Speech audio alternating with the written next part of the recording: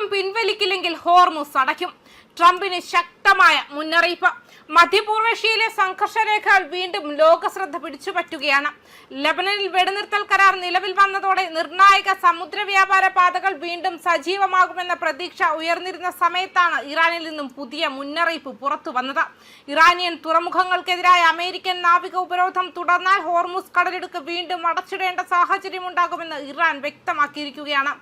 ആഗോള സാമ്പത്തിക വ്യവസ്ഥയ്ക്ക് നിർണായകമായ ഈ ജലപാത ചുറ്റിപ്പറ്റിയുള്ള ഓരോ പ്രസ്താവനയും ഇപ്പോൾ ലോക വിപണികളെയും രാഷ്ട്രീയ കേന്ദ്രങ്ങളെയും ഒരുപോലെ ഉറ്റുനോക്കാൻ നിർബന്ധിതരാക്കുന്നു. ഹോർമുസ് കടലിടുക്ക് സാധാരണ കടൽപാതയല്ല. ലോകത്തിലെ എണ്ണ വിതരണത്തിന്റെയും ദ്രവീകൃത പ്രകൃതിവാതക ഗതാഗതത്തിന്റെയും വലിയൊരു വിഹിതം ഈ ചുരുങ്ങിയ ജലപാതയിലൂടെയാണ് കടന്നു പോകുന്നത്. അതുകൊണ്ട് തന്നെ ഇവിടെ ഉണ്ടാകുന്ന ഏത് അനിശ്ചിതത്വവും എണ്ണവില മുതൽ ഓഹരി വിപണി വരെ വ്യാപകമായ ആഘാതങ്ങൾ സൃഷ്ടിക്കാൻ ശേഷിയുള്ളതാണ്. ഏപ്രിൽ 17 ഈ കടലിടുക്ക് വീണ്ടും തുറന്നുവെന്ന വാർത്ത പുറത്തു വന്നതോടെ വിപണികൾക്ക് ആശ്വാസം ലഭിച്ചിരുന്നു. എന്നാൽ മണിക്കൂറുകൾക്കുള്ളിൽ തന്നെ പുതിയ മുന്നറിയിപ്പുകൾ എത്തിയത് പ്രതീക്ഷകൾക്ക് മുകളിൽ വീണ്ടും ആശങ്കയുടെ നിഴൽ വീഴ്ത്തി. ഇതിനിടെയാണ് അമേരിക്കൻ പ്രസിഡന്റ് ഡൊണാൾഡ് ട്രംപ് സമാധാന കരാർ വളരെ അടുത്താണെന്ന് ആത്മവിശ്വാസം പ്രകടിപ്പിച്ചത്. വാർത്താ ഏജൻസിയുമായുള്ള അഭിമുഖത്തിലും പൊതുപരിപാടിയിലുമായിരുന്നു അദ്ദേഹത്തിന്റെ പ്രതികരണം. ഇറാൻ തങ്ങളുടെ സമ്പുഷ്ടീകരിച്ച യുറേനിയം കൈമാറാൻ തയ്യാറായെന്ന തരത്തിലുള്ള അവകാശവാദങ്ങളും അദ്ദേഹം ഉന്നയിച്ചു.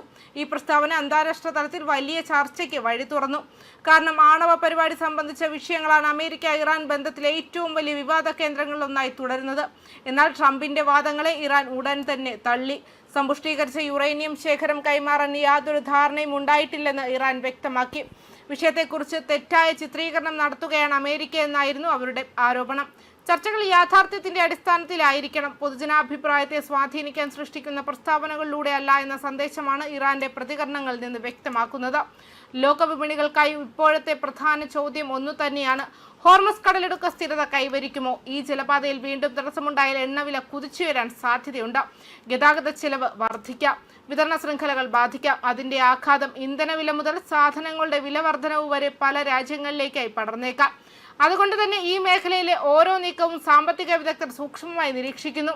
രാഷ്ട്രീയമായി നോക്കുമ്പോൾ അമേരിക്കയും ഇറാനും തങ്ങളുടെ സ്വന്തം ആഭ്യന്തര പ്രേക്ഷകരോടും സംസാരിക്കുകയാണ്. ഒരു വശത്ത് ശക്തി പ്രകടിപ്പിക്കേണ്ട ആവശ്യം, മറുവശത്ത് യുദ്ധം ഒഴിവാക്കേണ്ട ആവശ്യകത. ഇരുപക്ഷങ്ങൾക്കും ഈ രണ്ട് ലക്ഷ്യങ്ങളും ഒരേ സമയം കൈകാര്യം ചെയ്യേണ്ട സാഹചര്യമാണുള്ളത്. അതിനാൽ പൊതു പ്രസ്താവനകൾ കടുപ്പമുള്ളതായാലും അടഞ്ഞ വാതിലുകൾക്കുള്ളിലെ ചർച്ചകൾ കൂടുതൽ പ്രായോഗികമായിരിക്കാം.